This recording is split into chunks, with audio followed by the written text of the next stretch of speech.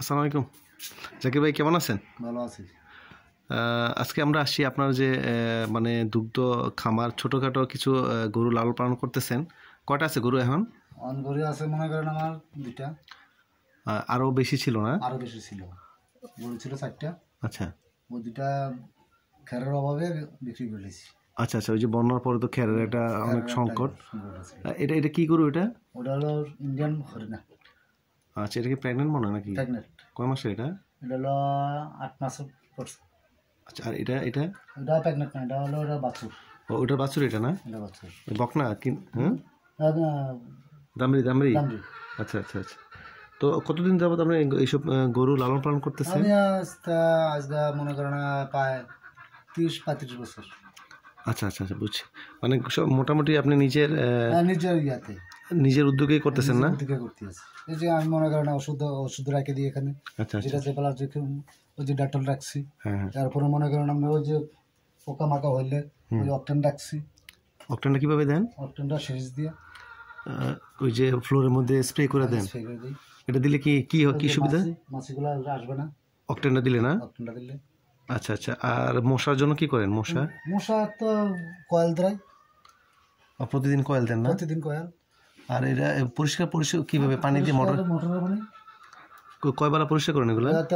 3বার পরিষ্কার হয়, সকাল বিকাল বা এরকম মিলে। আর খাবার দাবার কি খাওয়ান? খাবার তো বসে আছে।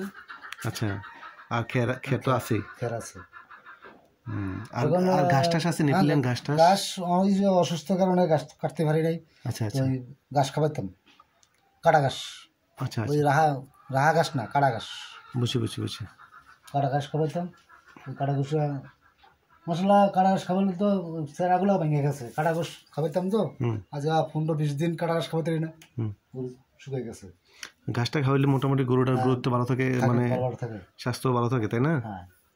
আচ্ছা, তো আপনি যে মানে একদম প্রান্তিক খামারি, এখন এই যে অনেক বছর 30-35 বছর ধরে গরু লালন পালন করছেন, তো এতে কি আপনি কোনো লাভবান আছে? হ্যাঁ, লাভবান আছে। মানে অনেকে বলে, মানে অনেকেই দেখছি আগে কিন্তু প্রত্যেকটা ঘরে 1-2টা করে গরু লালন পালন করতো। লাভবান আছে, আমি ইনশাল্লাহ আল্লাহ দিলে আমরা দোয়া লাভবান আছে। এই গরু এমন সিজনে আমি 2-2.5 লাখ 3 লাখ টাকা গরু বেশি। আচ্ছা আচ্ছা, ওটির বাছুর আমার 1 টাকা ছিল, ওইটার বাছুরে বেচছি আমি 2,40,000 টাকা। আচ্ছা, এই গাভীরটা বেচছি, গাভীরটা 1,33,000 টাকা বেচছি। বাছুরটাই শুধু? বাছুরটা ছাড়া। ও আচ্ছা আচ্ছা, শুধু গাভীরা। আচ্ছা আচ্ছা আচ্ছা, কি জাতের ছিল ওটা? ওটা ছিল জার্সি। ও, আপনি কি মানে দেশি গরু লালন পালন বেশি একটা করেন না? বেশি করি না। দেশিটাতে কি সমস্যা? কি দেশিটা দুধ কম, এই কারণে দুধ কম, লালন পালনেও মানে ওরকম বেশি একটা চালান যায় না। আচ্ছা আচ্ছা, ওটা মশলা ওরা খরচ দিয়ে চালান যায়, ওটা 10-12 কেজি দুধ পাওয়া যায় মোটামুটি, মানে দুধটা দিয়ে মোটামুটি চালানো যায় আর কি। আর তারপর নিজের গাড়ির তেল লাগে না। হ্যাঁ হ্যাঁ, এটা চমৎকার কথা বলছেন। আর আর তো বেশি তেমন যারা আগে কিন্তু প্রত্যেক পরিবারে 1-2টা গরু লালন পালন করতো। আর আমরা এই জন্য প্রতিবেদনগুলো করি যে দেখেন অনেকেই এখন গরু লালন পালন ছেড়ে দিছে।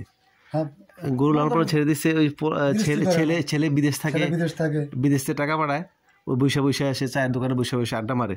এই যে আপনি 2টা গরু লালন পালন করতেছেন, দেখাশোনা করতেছেন, বছর শেষে মনে করেন যে 2টা পয়সা আসলো, তারপরে আপনি নিজের যে ঘরের যে চাহিদাটা, মানে দুধের যে চাহিদাটা, এটা পূরণ হয়ে গেল। এখন মনে করুন সবাই যদি এইভাবে গরু লালন পালন যদি ছেড়ে দেয়, বাজারে দুধটা কোত্থেকে আসবে?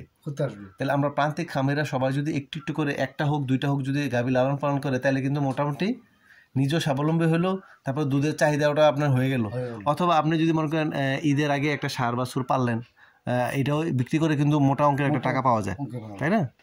এটাই আমরা এই জন্য বাংলাদেশে অনেকে প্রান্তিক খামারি আছে যারা আস্তে আস্তে কৃষিতে উদ্বুদ্ধ হচ্ছে, এবং নতুন যারা তরুণ যুবক আছে তারাও কিন্তু আস্তে আস্তে কৃষিতে গরু লালন পালন এগুলাতে আসতেছে। এটা মানে আপনি চিকিৎসা করাইতেছেন না? চিকিৎসা করতেছি, ওই যে হোমিও খাওয়াচ্ছেন না? কিছু মানে ভালোর দিকে যাচ্ছে। অনেক তো আরো বেশি ছিল না? আর এমনি কোনো ডাক্তার দেখান নাই? এটা দরকার আসেনি না? আমরা এর আগে হয়েছিল বা আপনি? এর আগে আমি নিজে চিকিৎসা করছি, হোমিও খাওয়াই ভালো হয়েছিল? হোমিও খাওয়াইছি, আবার ওই যে ইঞ্জেকশন, ভাইরাসের ইঞ্জেকশনও করছি। আচ্ছা, তো এবার ইঞ্জেকশনটা দেন নাই জানো? এবার ইঞ্জেকশন দিছি না, শুধু খালি এই হোমিওপ্যাথিকা পাইছি। আচ্ছা, ইঞ্জেকশনটা একটু দাম বেশি না? ইঞ্জেকশনের দাম বেশি। হোমিওতে দেখতেছেন যে হচ্ছে কিনা, তাই না? হোমিও মশলা এই যে এটি টেনা গেছে, অনেকটা কমে গেছে না? এটি মনে করেন আরো বড় বড় ছিল, ওটা এটা বসন্তের মতো না?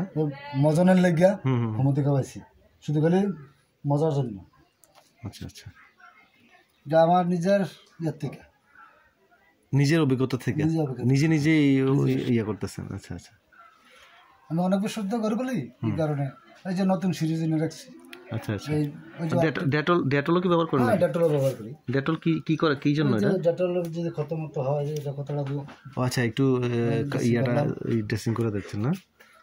আচ্ছা আচ্ছা, তাহলে মোটামুটি প্রান্তিক যারা খামারি আছেন, 2-4টা গরু লালন পালন করতেছেন, তারা অবশ্যই লাভবান হচ্ছেন। এবং নিজেরও একটা আন্তরিকতার বিষয় যে হ্যাঁ, মনে করেন গাভী লালন পালন করাতে আপনার সংসারটাও মোটামুটি কিন্তু চলে যাচ্ছে।